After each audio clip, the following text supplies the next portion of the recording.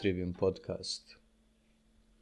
This episode title is Kant and the Problem of Posthumanism, an Outline, and it is the part 1 of 2 parts podcast. In this first part, we'll talk about Immanuel Kant, that is to say, certain passages and sections from his critique of reine Vernunft, the critique of pure reason, the passages and sections that are central for understanding Kant, and I'm not introducing my own interpretative method here. This is a classical approach to Kant, that is to say, there are parts of the book that are very important for understanding him altogether, and that are, in my opinion, some of the most important philosophical passages of the modern age, because Kant is a premier modern philosopher, in some way maybe father of modernity, and for those who follow my work, he is to be collated then with another great modern philosopher, that's Georg Wilhelm Friedrich Hegel. But Hegel is on the far side of the process that Kant initiated. So just in a broad outline, I'll mention why I am trying to a certain connection between Kant's philosophy and post-humanism. Now, posthumanists of more philosophical bent, or rather more pretentiousness from what I see, like Iranian publicist Reza Negarestani, in fact rely on Kant and Kantian even terminology to some extent to talk about their philosophical project they called Inhumanism, but which is, from what I see, more or less posthumanism in another guise, with highly abstract and extremely insufferably pretentious quasi-philosophical language of postmodernity. But Kant is recognized by them, and there is a very good reason why. Namely, Kant's philosophy, for those who read him, gives an impression of right out of the bat of being a work of true metaphysician. This means that Kant really poses problems, philosophical problems that are traditional, but in a new, completely untraditional way. He is a transitory figure between between pre-modernity to modernity in philosophy, at least, kind of like final transition. Of course, the historical transition was gradual, but Kant makes a sort of what is used to be called quantum leap. While doing that, he retains, to a remarkable extent, traditional philosophical terminology. He rarely talks about his sources, though, which is very interesting. Hegel was also like that. So for those who ever heard about Kant, they know that the term transcendental has a very important place in his philosophy, to put it mildly. But he, as far as I know, never explains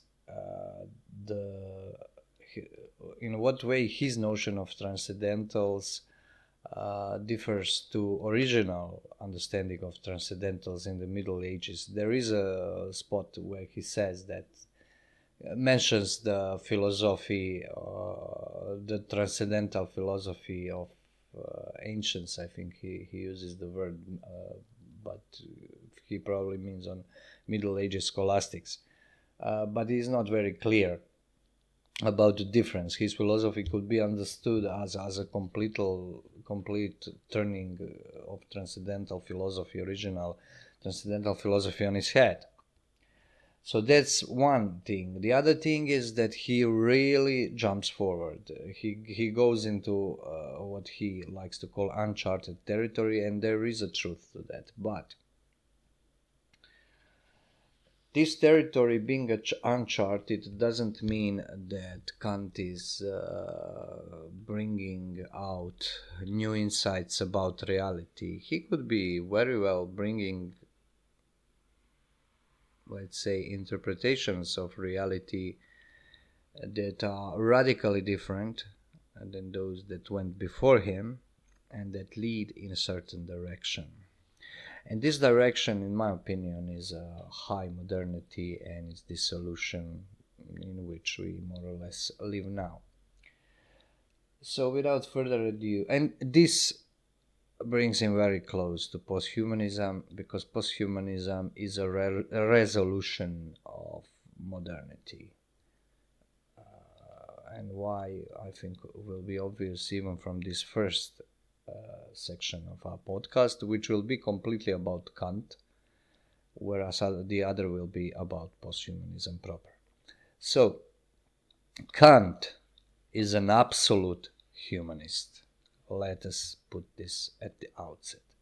By this I don't mean merely ethical humanist, I mean ontological or metaphysical humanist, because Kant's philosophy is based upon assumption. Please note this word, Kant would never use it, but I will.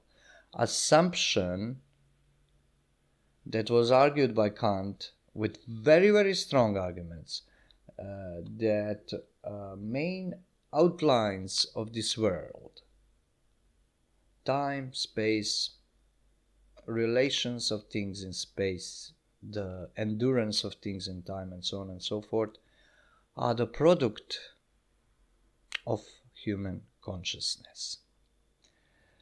This consciousness Kant calls transcendental apperception. We'll talk about it. And it is very arguable, is it human or is it not? And this problem, is it human or is it not, is where the posthumanism comes about in Kant. Now, what this means?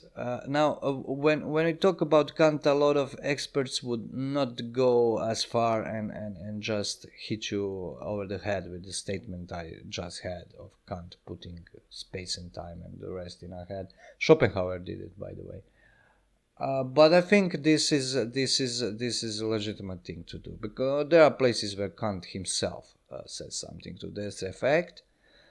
Because people want sometimes beat around the bush when Kant is concerned, trying to understand his so-called Copernican turn in a kind of more moderate manner that he envisaged it.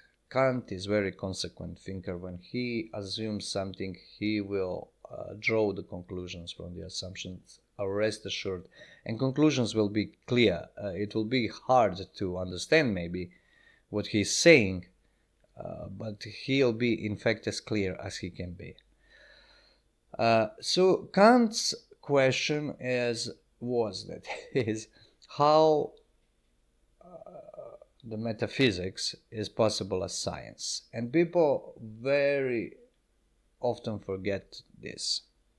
And there is a question in Kant, and there is assumption to this question, and this is the crucial moment. Kant assumes that metaphysics has to be science in the sense of ideal of modern science, of Newton and such. This is assumption. Namely, by assumption I mean that Kant presupposes a framework to metaphysics, a framework to human being, to philosophy, to everything. Whereas acting as there is no assumption and framework, Kant's idea is that he is producing philosophy without assumptions, and this is the benchmark, the hallmark that is of the modern age philosophy. This is something you have in Descartes, and you later have it in Husserl, in analytic philosophers of England and Austria and others, Heidegger. Even Heidegger kind of tried to transcend this, but I think it didn't work. Anyway, being without assumptions means that philosophy can be derived from pure principles a priori. That is, the principles that are prior and unconditioned by individual experience. Because this means being without assumptions. There is nothing outside this act of knowledge that founds the philosophy except this act of knowledge itself. This is unique for modern age. This is not something you can find in Aristotle and Plato. They would find it completely absurd. But problem is that modern philosophers tend to project this back into those original philosophers of antiquity, whereas there is nothing of a sort there. So we have to bear this in mind, and how Kant goes about to ascertain this nature of, does metaphysics has this nature or not? Well, simply he tries to find how the inferences of metaphysics, the judgments, because his notion of science is that it is a system of true judgments, also peculiarity of modernity. How the metaphysical judgments can be true, and can is very important, because Kant is always analyzing the possibility, the conditions of possibility. This is also very important. Somebody like Thomas Aquinas is not questioning conditions of possibility. He's questioning reality in the sense of actualitas or energeia. And this all with Kant comes from the very specific understanding of being that shifted before him in other philosophers, and he is kind of like on the peak of this wave of the change that brought about modernity, and at least in terms of ideas. So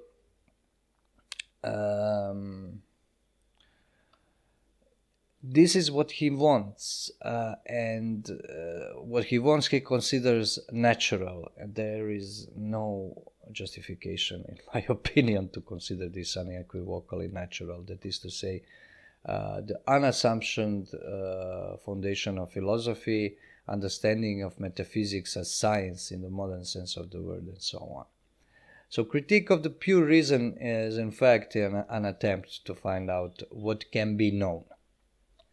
Because Kant's philosophy is consisted of three questions: what can be known, what should I do, and what can I hope for, all subsumed under the one fundamental philosophical question of what is man, that is to say human, non-menstruating or menstruating. Egal. Now, those who think that this question is fundamental philosophical question are dead wrong. It is not. This is not fundamental question. This is a fundamental question of 18th century. And Kant does what modern people in general usually do, put forward something like this and consider it original. It is not. It is not something that was asked in this manner and with this stress before the modern age. In Kant, it has a special weight of profundity because he was a profound thinker. You cannot but love Kant. Now, you may think that I'm sound critical here, but that's kind of like putting things in context. Reading Kant is a pleasure for anybody who has any real interest in philosophy. He's kind of like a benchmark where you decide do you like philosophy or not. But in my opinion, not by his own accord, but by his historical position, he is extremely inferior to his ancestors, especially those who uncovered the transcendental philosophy in the original sense. So in order to see is this metaphysic possible, Kant analyzes the consciousness. I would say that is to say Kant analyzes the mind. Critique of the pure mind, of pure reason, is a reflection of pure reason into itself. This is the faculty that, in Kant's opinion, that all we humans share, and that every human can reflect into it and described its boundaries and its nature, in fact. And this is what he does. A reflection is very important to understand our consciousness, Bewusstsein. That will be extremely important later with Kant's people who tried to go one step further from Kant, classical German idealism. And Kant believes that this reflective character of the critique of pure reason is what gives it kind of like immediate evidence, unassumptioned evidence. So to demonstrate how it works, we can take, for instance, Kant's Transcendental aesthetics. Transcendental aesthetics is not aesthetics in the sense of today of the philosophical doctrine of on the beauty, something that was, by the way, first used as expression, aesthetics, as we understand it today, by Kant's, I think, older contemporary Baumgarten. No, aesthetics is Kant's analysis of what he calls pure sensibility, or the pure intuitions. By intuition, Kant doesn't mean intellectual intuition, God forbid, but pure, let's say, pure acts of perception that are at the basis of every empirical act of perception. Namely, pure in Kant means transcendental, means furthermore a priori. Because transcendental, this expression in Kant, means the quality, how he puts it, that which provides us with the principle that make object possible as object. I think I quoted verbatim here. It's a mouthful, but it's very important. So transcendental is something you should imagine when you think about it in Kant as not something as stepping beyond something, as in transcendent, but stepping back. This is how he thinks about it. And there is this subjective connotation, which is really new in Kant, that is fundamental, that is ontological. Subjectivity in Kant, that is to say, consciousness, ability of consciousness becomes a super principle. It becomes principle of everything. So time and transcendental aesthetics deals with time and space, in the sense that they are transcendental, pure intuitions. This means that every intuition or perception you have must contain, that is to say, must be under the principles of time and space. You cannot imagine anything, furthermore, that is not in a time and space. And the way he explains it, don't have time here to go into nitty-gritty. I have one podcast I started on Kant, that is to say, videos where I read line by line. I put description in the show notes, and I put one series of lectures by one excellent Scandinavian professor, who goes really section by section into critique of pure reason. What I'll do here is just give you the strongest of Kant's argument for the intuition of space.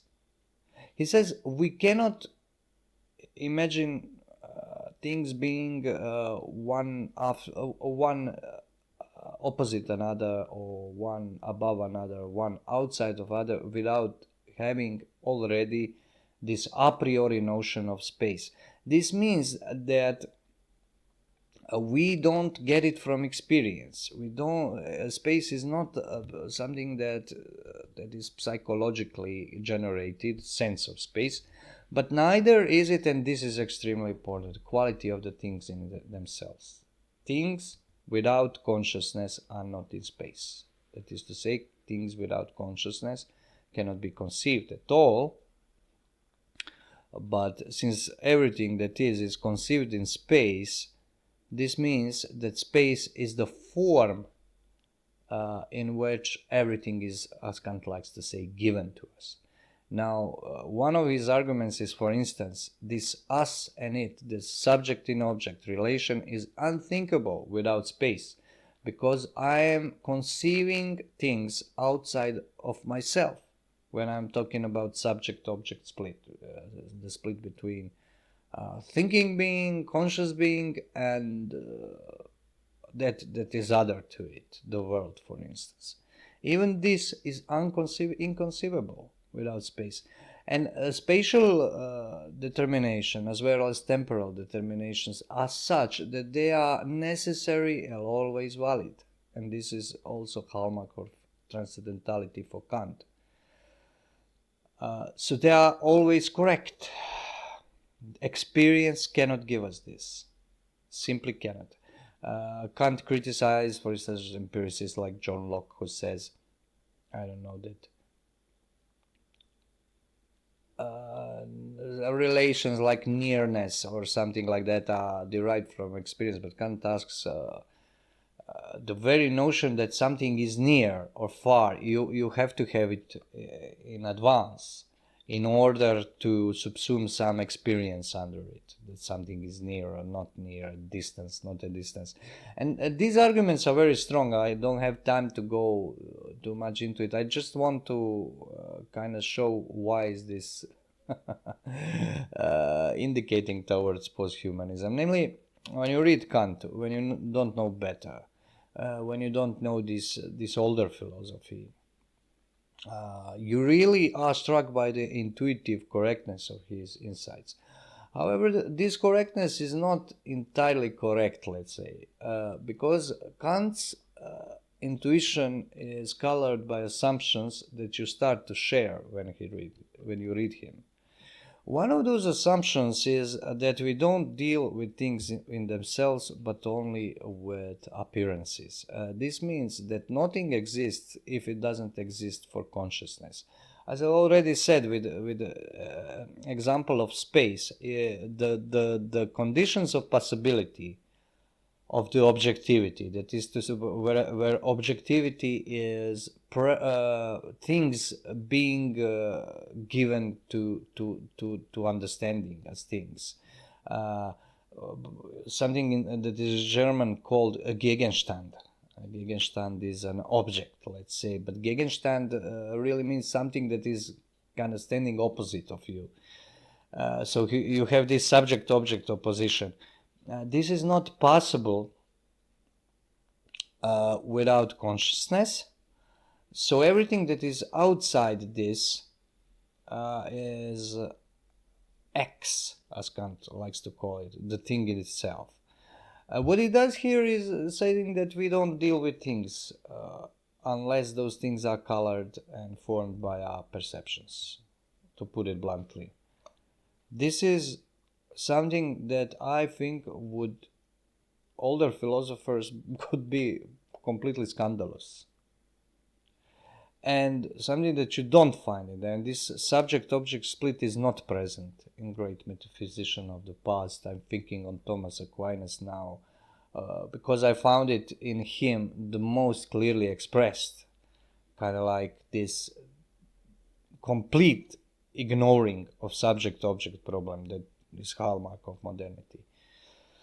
In Kant, however, this becomes central, and what he does is that he uses this intuition, for instance, our intuition of something we call categories, because categories do exist. They are contractions of being.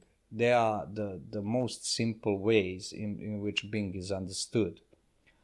But Kant puts them in subjectivity. He morphs them into 12 categories. He makes the table. He loves these little tables, a table of categories, 12 categories that are pure notions of reason.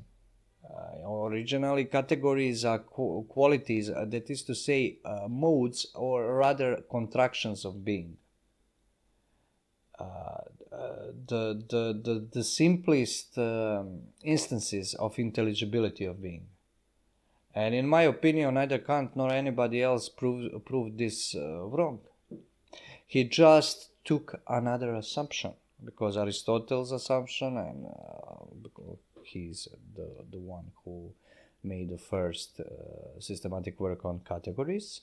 The word is his, as so many words are. Kant simply goes from another assumption because he has different intentions. He has a precise metaphysics in mind. So I'll give you an example of what this means. Kant says that, for instance, cause and effect, this is a category for Kant. So everything that happens, this means it's transcendental, can only happen under the notion of cause and effect. And for Kant, cause is an effect. Effect is something that comes from something else according to the rule. This is assumption of modernity. There is for instance, in Aristotle's understanding of causality, in Platonic understanding of causality, this rule moment does not apply. And a rule moment comes from modern science, that is fledgling modern science that Kant is having before his eyes as an ideal, as a thinker of enlightenment, radical enlightenment. That is to say, laying out metaphysics of enlightenment. And enlightenment always had this knack for crippling the intellectual, the mental life, the contemplative life for the sake of, for instance, political and what they considered ethical life. But that's a story in itself. Now, the central part, in my opinion, Kant's critique of the pure reason is so-called transcendental deduction of categories, which means transcendental, the fundamental justification of these notions of pure reason, as he understands it, these contractions of being, by pure reflection. And this is one of the most difficult parts of critique of the pure reason. I don't think it's wise to go passage by passage into it without this being a specific aim. But suffice it to say that in this justification, because deduction he uses deduction as a legal term, puts two questions, quid juris and quid facti. That is to say, another way around, quid facti and quid juris. And he is asking about quid juris, what is right. And it's right to have these notions, because without them, nothing is possible to be understood, and they are such as they are because they are needed by consciousness. So deduction is analysis of the relationship of consciousness and the world. And to try to sum it up, Kant wants to show that everything in our experience has to be united, that what we call experience must be one experience. Remember, this is very important, and we'll conclude with this part of Kant. Everything has to be one Vorstellung, or one representation. And in the transcendental deduction, he tries to show through analysis of the various acts of consciousness how this comes about. And imagination is here, Einbildungskraft is very important here. But Einbildungskraft in Kant and later in German philosophers is in fact image-making power. Image for Kant means the ability to have a coherent representation of things, because everything we know are representations, because we perceive, we know the world as something that is given to us, and we know ourselves as something that is opposite this world. This is a subject-object split. And it is fundamental for Kant. Without subject-object split, Kant's philosophy is superfluous. It doesn't make sense. So what is that ultimately unifies all experience? And by experience, by this he means that things that happen with a certain necessity. That if, I don't know, sun rises in the east, goes down in the west, that there is a necessary reason for this. Because this is, he's answering David Hume here, who claimed that there is no necessary reason and that there is no, in fact, basis for modern science as Kant sees it. Well, what is then that makes many one? I don't know, do you already perceive what this question is? This is the question of being. And what I despise in modern philosophy, and even in Kant, whom I like, is that he doesn't see that. He says for the being, Sein, the traditional, in fact, object of philosophy, in the full sense of the word object, he says this is not a real predicate, it's meaningless. It is a position, abstract position of something, like spatial position, that says nothing. But this is not true. He's talking about being the whole time, but he doesn't call it being.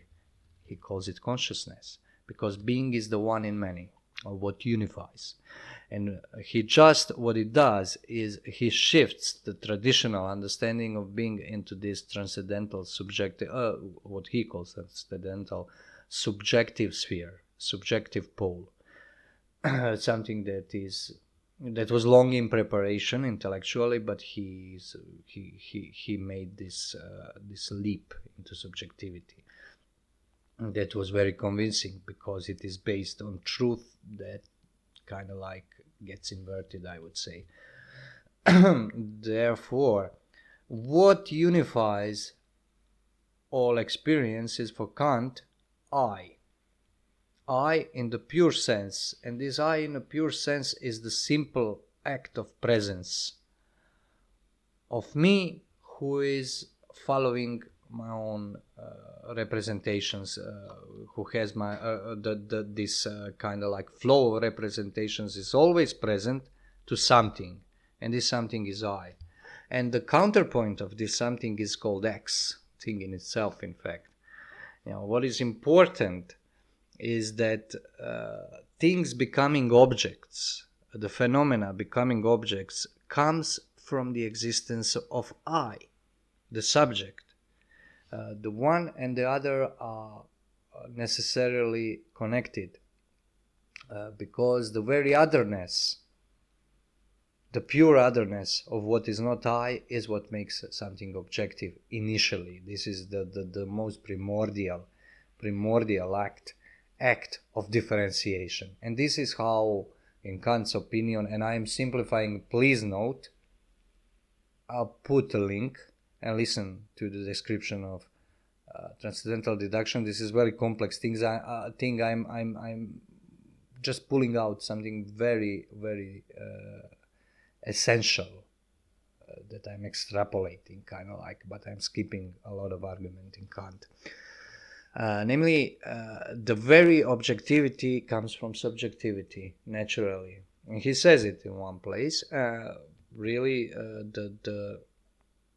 the necessary condition of Gegenstand being Gegenstand, of objects being objects, you don't really have English word for this. We call it predmet. In Croatian, this is the literary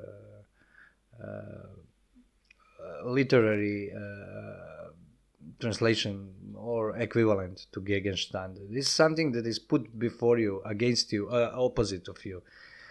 The very notion, and Kant counts on you reading him in German and seeing this. So it is kind of like unescapable duality of subject and object that really makes a world open as a horizon. This is the world.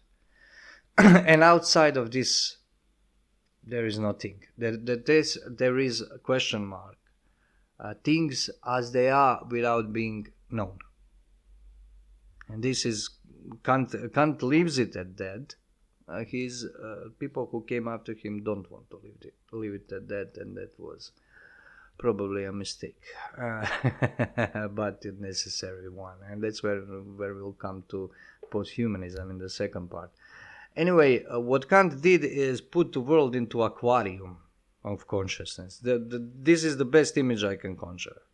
And he did it in a very convincing way. And to this day, I really think that you cannot, if you're a modern philosopher, you cannot go to pre-Kantian positions like some of these analytic philosophers and so on. You have to engage Kant.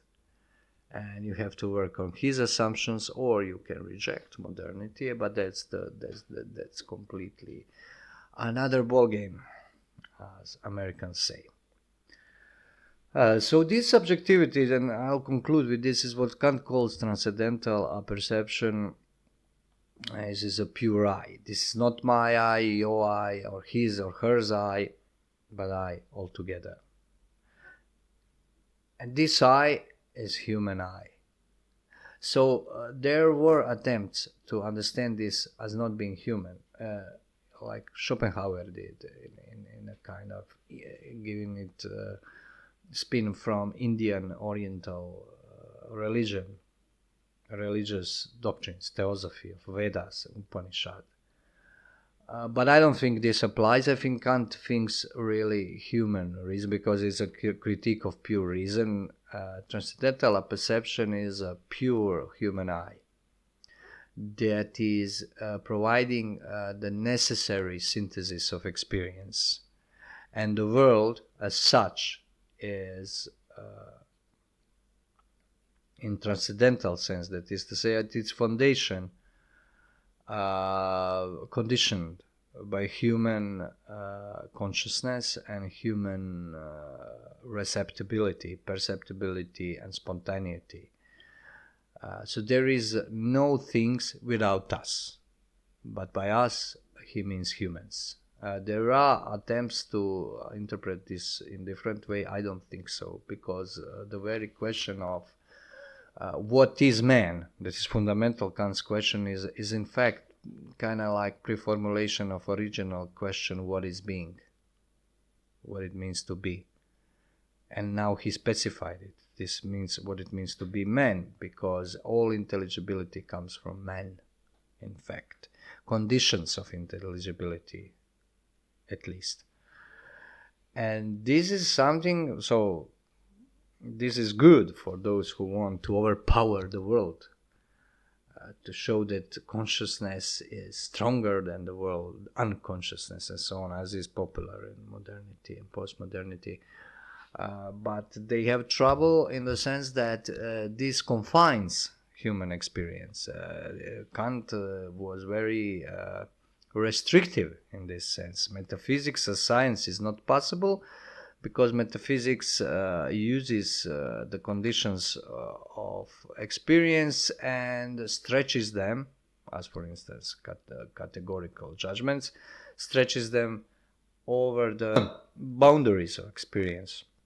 And is to say, it uses human terms to explain something that is supposed to be superhuman, and this is impossible. Everything has to be in the confines, even religion, confines of the pure reason, of the pure mind. And this is ultimate humanist assumption. However,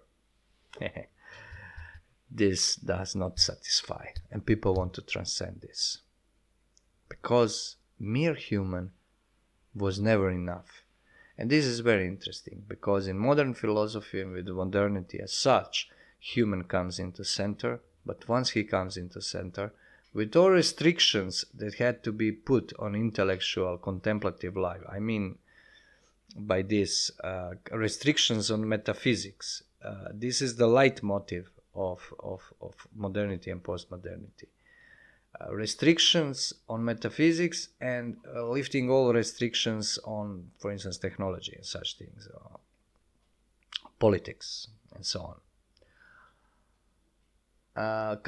Kant gives this kind of like the ultimate form. But it's obvious that people who like Kant, who want to put humanity at the center, automatically want to transcend it, and attempts to transcend this aquarium of subjectivity, of making human transhuman, in fact, even by definition, although Julian Huxley was first to define this in 20th century, is where posthumanism comes from. What I want to say is that posthumanism seems to be natural to humanism. And in the second part of this podcast, we'll try to show how and why is Kant very important here, and how Kant's notions and stretching of Kant's notions beyond Kant gives us an insight into a post-humanist mindset, because post-humanism is first and foremost a mindset, and people tend to be fascinated with this technological wizardry, which is only a kind of a product, a byproduct of posthumanism. Posthumanism is first and foremost an intellectual stance. But let us save this for the second episode. Thank you for your attention. This was Branko Malic of Kali Tribune.